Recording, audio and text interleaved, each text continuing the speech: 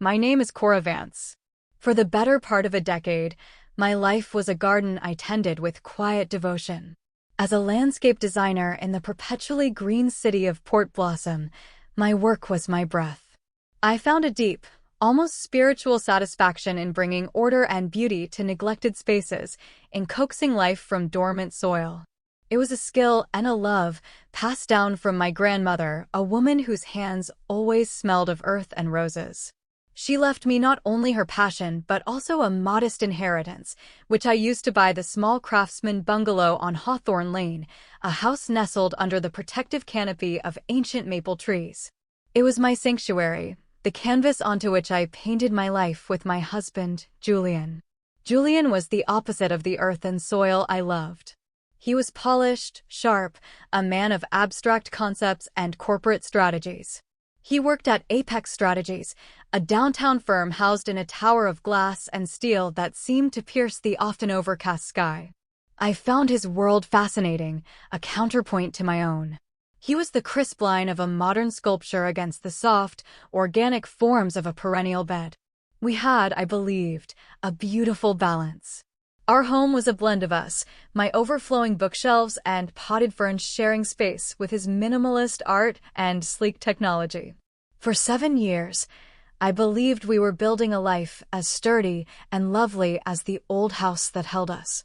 Then came the sharp, sudden pain, the emergency room, and the diagnosis, a ruptured appendix. The surgery was straightforward, but the recovery left me feeling hollowed out and fragile.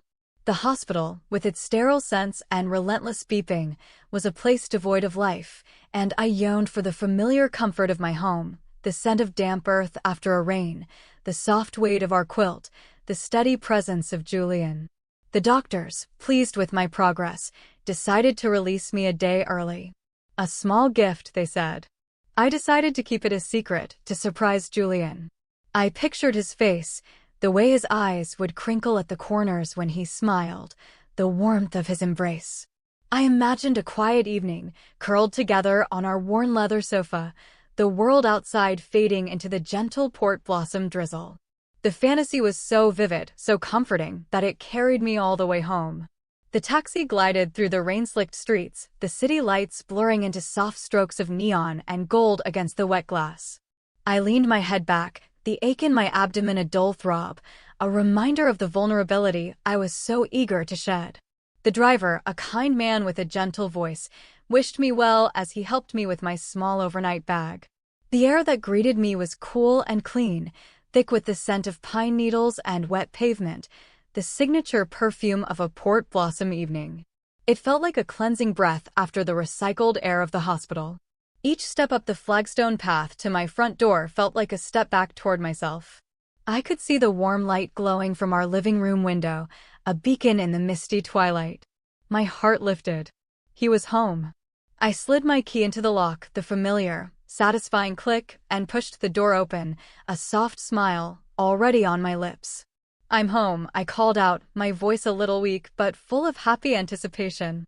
Silence answered. A heavy, listening silence that was utterly wrong. The air was still and close. Normally, at this hour, I'd hear the low murmur of a news channel or the rhythmic tapping of his fingers on his laptop. The living room was empty, but it was filled with his presence. A cashmere sweater slung over the back of a chair, a half-empty glass of amber liquid sweating onto a stack of financial reports on the coffee table. An unease, as subtle as a shift in the wind, began to prickle at the edges of my relief. I set my bag down, my movements slow, my body still a stranger to me. A pang of hunger reminded me of the gelatin and broth that had been my diet for days. The kitchen, I thought. I'll make some tea. But my feet didn't turn toward the kitchen.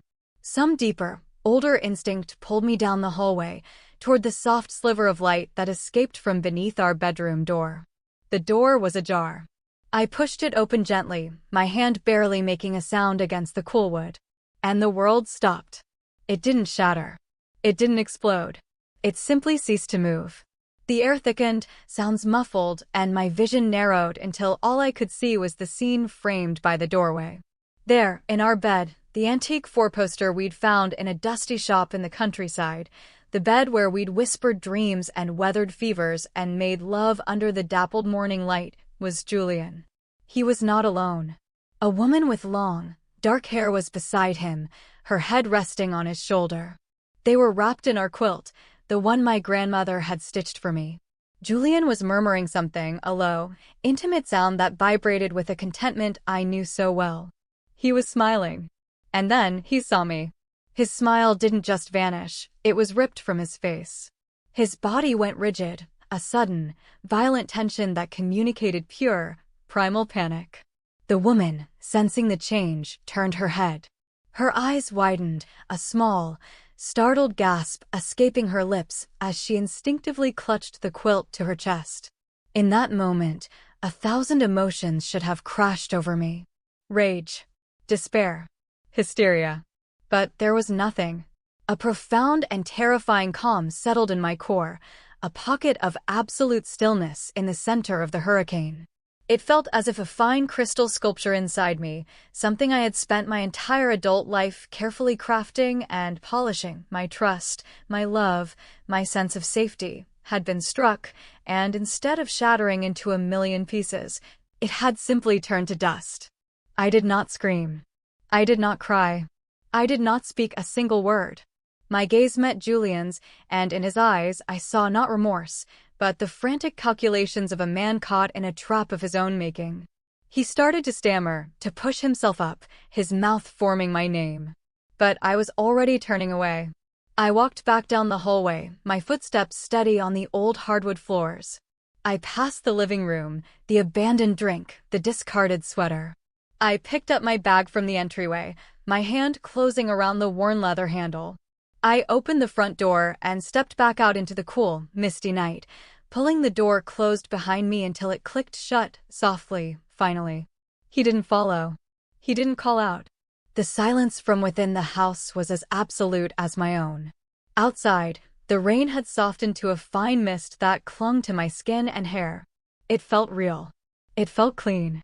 I walked down the stone path, past the lavender bushes and the climbing roses I had planted and nurtured. They seemed to belong to another woman, to another life. My legs carried me down the quiet, tree-lined street, my body moving on an autopilot I didn't know I possessed. I had no destination. I just needed to move, to put distance between myself and the dust of my former life. My hands, I noticed with a strange detachment, were trembling. I pulled out my phone, my fingers fumbling with the screen. I scrolled to a single name, Maya. Maya wasn't just my best friend. She was my anchor, my fiercest defender, a brilliant litigator who moved through the world with a clarity and purpose that I had always admired. Her number was the only one I needed. She answered on the second ring. Cora? You're out. How are you feeling, my love? Her voice was a warm, familiar melody. Maya, I said. My own voice sounded thin, reedy, like a stranger's. I'm out. Can I come over? It's important. The warmth in her tone immediately sharpened to concern. What's wrong? Your voice, are you okay? A single, ragged breath escaped me. No, I don't think so. Where are you? I'll come get you. No, I'm walking. I'm okay to get a cab. I need to see you. Of course, she said, her voice firm, leaving no room for argument. Come now. The kettle's on. I ended the call and hailed a passing taxi. As I sank into the back seat and gave Maya's address, the city lights streaked past the window once more. But this time, they weren't beautiful. They were just lights, distant and cold. The image of Julian's face, that fleeting moment of relaxed intimacy with another woman in our bed, burned behind my eyelids. I squeezed them shut, not against tears, but against the memory itself. The tears were a dam holding back a flood of grief, and I knew, with a certainty that chilled me to the bone, that I could not afford to let it break. Not yet. I had to make it to Maya. Maya's apartment was a sanctuary high above the city, a space that was the architectural embodiment of her personality. Sharp, clean lines softened by warm woods, plush textiles, and shelves upon shelves of books. It was a place of order and comfort, and the moment she opened the door, she wrapped me in a fierce hug that felt like it was physically holding my fragmented pieces together. "Oh, Cora," she whispered into my hair. She didn't press for details. She simply led me to a deep, comfortable sofa, wrapped a soft cashmere throw around my shoulders, and placed a steaming mug of peppermint tea into my trembling hands.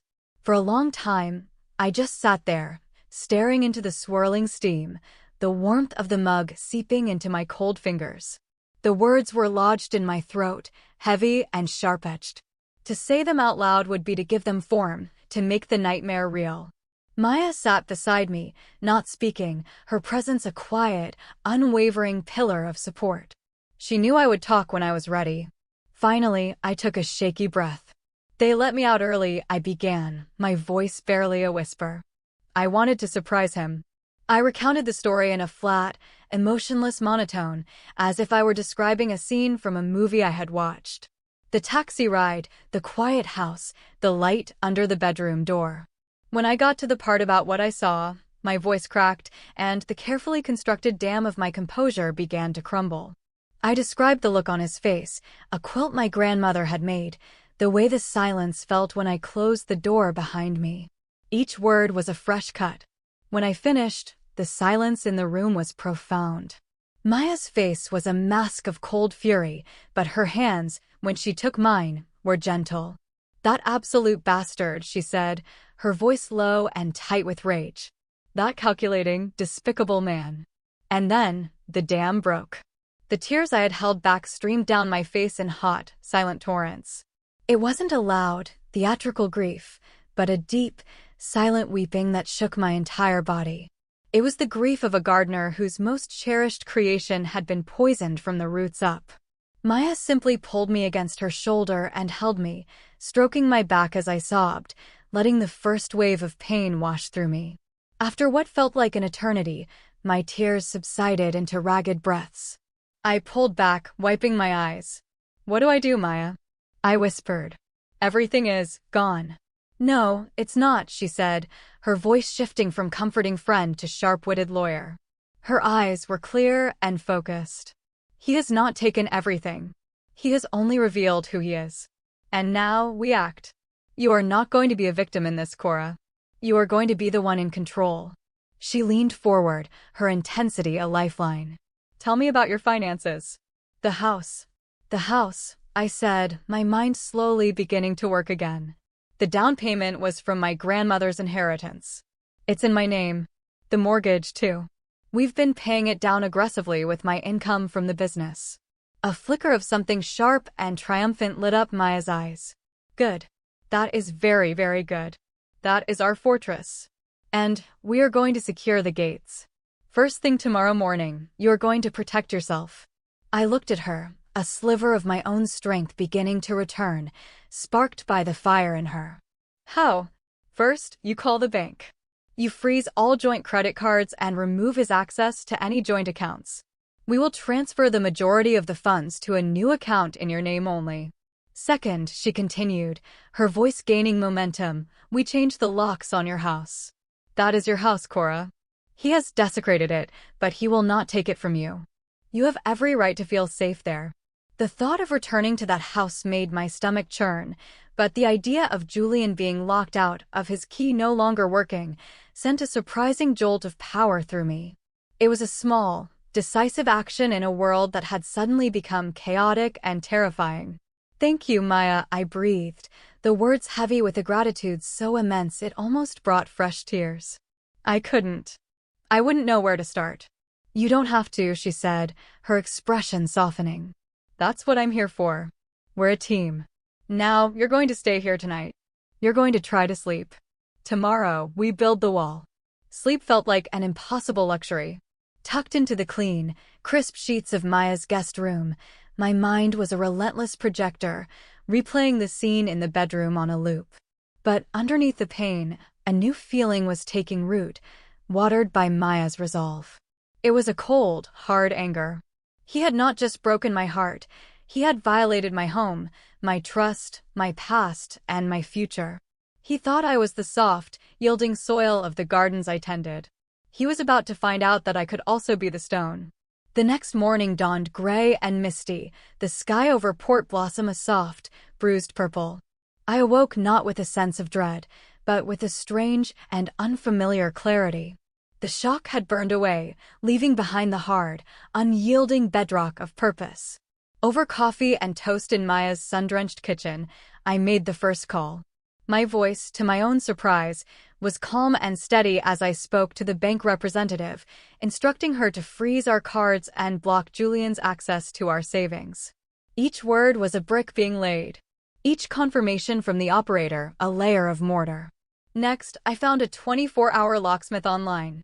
"I need the locks changed on my house today," I said, my tone leaving no room for negotiation. "I need it done discreetly, and I want the most secure system you have." Maya drove me back to Hawthorne Lane. As we turned onto my street, a wave of nausea washed over me. The bungalow, which had always looked so warm and welcoming, now seemed to hold a shadow in its eaves. But as Maya parked the car, she squeezed my hand. "You can do this," she said. "Go in, get what's his, and let the house be yours again." Stepping inside felt like entering a memory. The air was still thick with the ghost of last night's confrontation. I deliberately avoided looking toward the bedroom. Instead, I moved through the house with a grim efficiency that felt foreign to me. I went into Julian's office, his closet, the bathroom, gathering his life into suitcases. His tailored suits, his collection of expensive watches, his laptop, his files. I packed methodically, neatly, without anger or sentiment. This was not an act of rage, it was an act of excision. I was a surgeon removing a sickness. I found his passport and important documents in his desk drawer and placed them carefully on top. I would not be accused of vindictiveness. I just wanted him gone. The locksmith arrived, a quiet, professional man who worked quickly, his tools making small, precise sounds that echoed in the silent house. He removed the old hardware, the lock my hand had turned thousands of times, and replaced it with a gleaming new deadbolt. When he handed me the two new, unfamiliar keys, they felt heavy in my palm, like medals of a hard-won battle. "All set, ma'am," he said with a respectful nod. "Nobody's getting through that without one of these." After he left, I stood alone in my hallway. I took a deep, shuddering breath and dragged the 3 heavy suitcases of Julian's life out onto the porch, arranging them neatly by the front door. I went back inside, locked the new deadbolt, and leaned against the door, the cool, solid wood a comfort against my back. It was done. That evening, as I sat with Maya back at her apartment, my phone began to light up. A call from Julian. I ignored it. A text. "Cora, my key isn't working. What's going on? We need to talk." I deleted it without reading further. Then came the voicemails, his voice escalating from confusion to irritation, and finally, to a raw, sputtering rage. I listened to the last one on speakerphone with Maya. "What the hell is this, Cora? You changed the locks? My suitcases are on the porch like garbage. After everything I've done for you, you pull a stunt like this? You open this door right now." Maya raised an eyebrow. "Everything he's done for you?" The delusion is breathtaking. His powerlessness was palpable, even through the tiny speaker. The man who was always in control, who orchestrated every aspect of his life with cool precision, had been completely shut out. His anger didn't frighten me. It felt distant, like the impotent howling of a wolf outside a fortified wall. My silence, my simple, quiet action, had disarmed him more effectively than any screaming match ever could have. A few days later, the other shoe dropped. It came in the form of a tearful phone call from a mutual friend, Chloe, who worked in the same building as Julian. "Cora, I'm so sorry," she stammered, her voice thick with guilt. "I had no idea. I thought you both knew." "Knew what, Chloe?" I asked, my heart sinking. "Julian. He's been talking about it for weeks. He told a few people at the office that you two were separating. He said it was amicable, that you were just waiting for the right time after your surgery. He was meeting with a divorce lawyer." She took a shaky breath. "He told Mark he was just waiting for you to make the last big payment on the mortgage. He said the timing was perfect to get his half." The phone felt slick in my hand. The air left my lungs. It wasn't just a moment of weakness.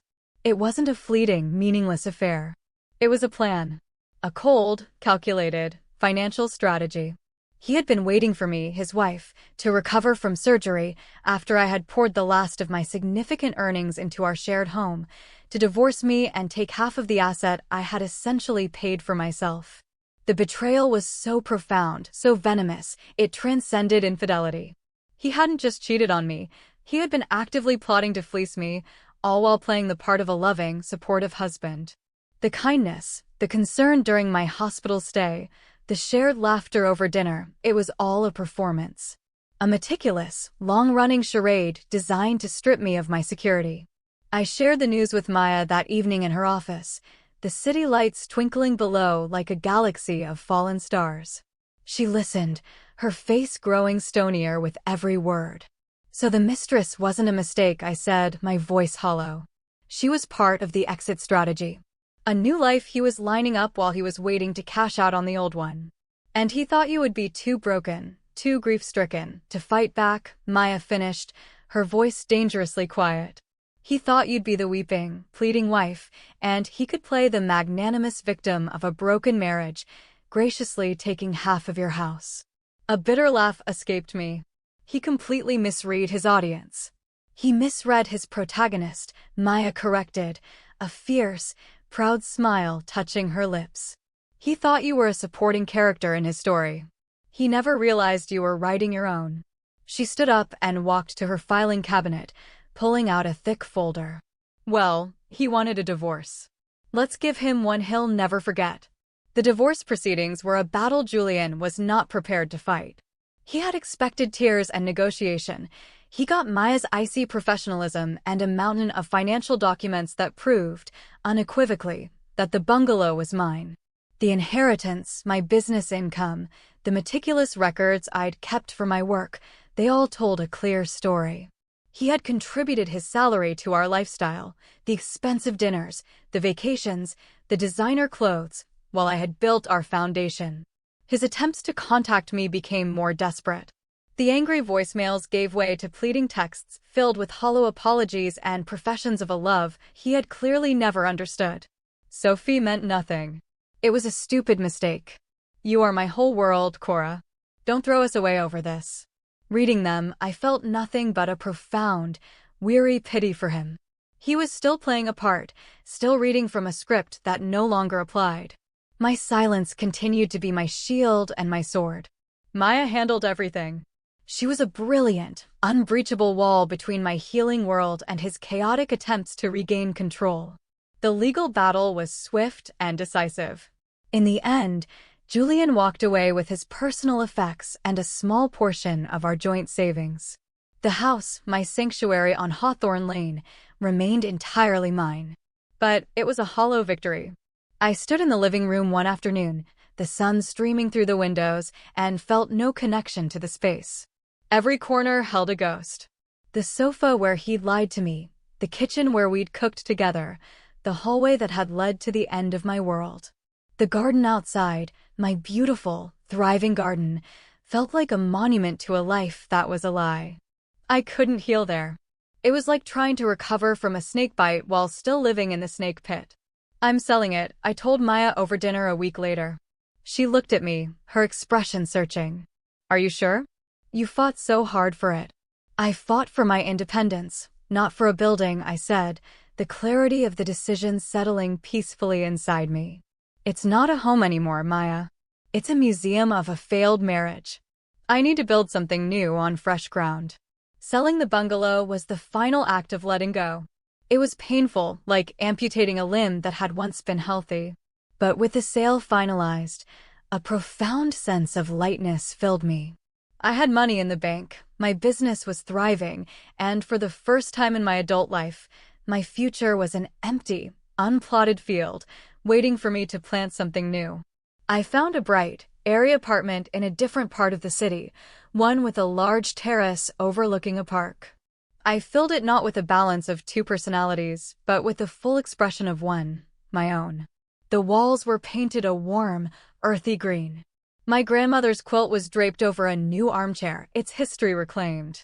Books and plants filled every available surface. It was a space that was entirely, unapologetically mine.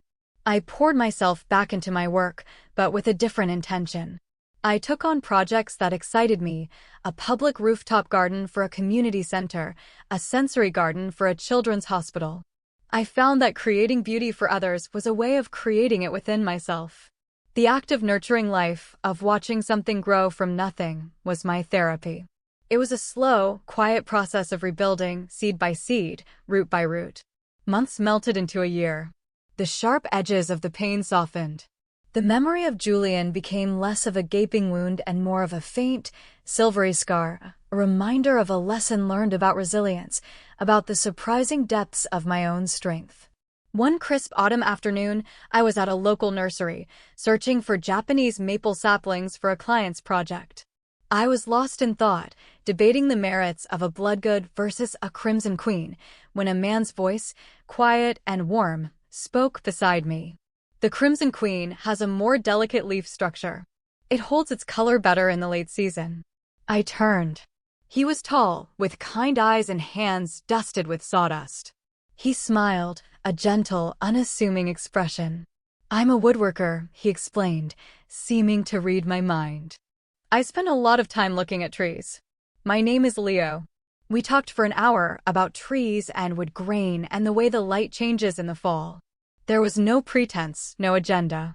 It was just a conversation, easy and natural. He asked for my card, and a few days later, he called. Not for a date, but to ask if I wanted to see a piece of reclaimed redwood he was working with. Our beginning was slow and gentle, like the turning of a season. It was built on shared walks in the park, on conversations over coffee, on a mutual respect for the quiet, creative work we both did. He knew my story, and he never rushed me or pushed for more than I was ready to give. He simply offered his steady, honest presence. He showed me that trust wasn't a fragile crystal to be shattered, but something that could be regrown, like a forest after a fire, stronger and more resilient in the broken places. I don't know what the future holds. There are no grand promises, no certainties. But this morning I was out on my terrace, tending to my pots of herbs and flowers. The sun was warm on my back, and the city hummed with a gentle energy below. Leo was coming over later, bringing fresh bread from our favorite bakery. And as I pinched a basil leaf, its sharp, clean scent rising to meet me, I felt a sense of peace so profound it was almost startling. The life I had so carefully cultivated on Hawthorne Lane had been torn up by the roots. But I had learned that I was not the garden. I was the gardener.